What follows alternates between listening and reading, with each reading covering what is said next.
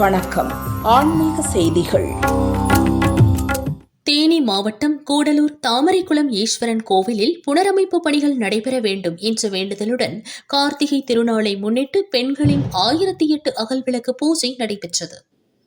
முன்னதாக பக்தர்கள் கோவில் வளாகத்தில் திருமுறை பாராயணம், ஆன்மீக சொற்பொழிவு, கூட்டு பிரார்த்தனையில் ஈடுபட்டனர். 1008 பெண்கள் கோவில் வளாகத்தில் அமர்ந்து அகல் விளக்கு வைத்து பூஜை மேற்கொண்டனர். மழை வளம் பெருக, தொழில் வளம், விவசாய வளம் பெற, குடும்பத்தில் மகிழ்ச்சி பொங்க வேண்டும் என வழிபட்டனர். விளக்கிற்கு மலர்கள் கொண்டு மனமுருகினர். சுவாமிக்கு சிறப்பு பூஜைகள், தீபாராதனை காட்டப்பட்டது. திரளான பெண்கள், பக்தர்கள் சுவாமி தரிசனம் செய்தனர்.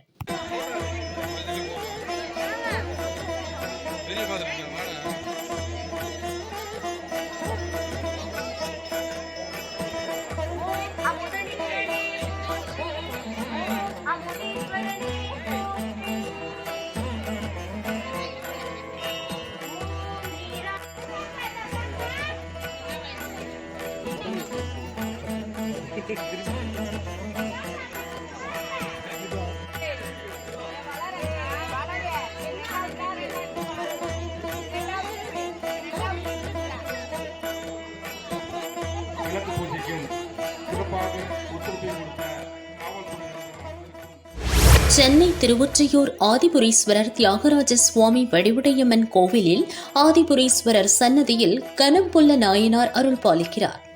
சிவபெருமானுக்கு விளக்கு ஏற்ற நெய் இல்லாததால் தனது தலைமுடியால் விளக்கேற்றியதாக தல வரலாறு தெரிவிக்கிறது.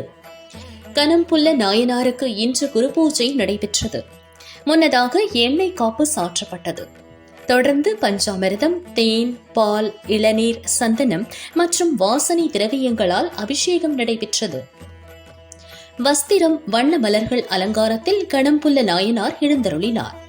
மகா தீபாராதனை காட்டப்பட்டது. திரளான பக்தர்கள் சுவாமி தரிசனம் செய்தனர்.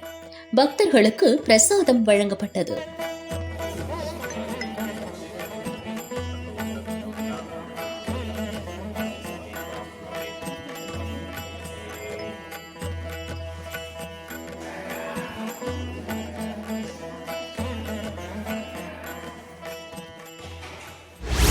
காஞ்சிபுரம் ஏகாம்பரநாதர் கோவிலில் கும்பாபிஷேக விழா வரும் டிசம்பர் 8ஆம் தேதி காலை நடக்கிறது.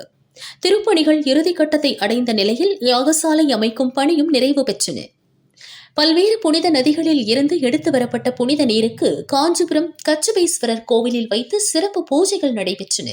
மேள தாளங்கள், கைலாய வாத்தியங்கள் முழங்க 2 குடைகள் நடுவே திருக்குடங்கள் ஊர்வலமாக கோவிலுக்கு எடுத்து வரப்பட்டன.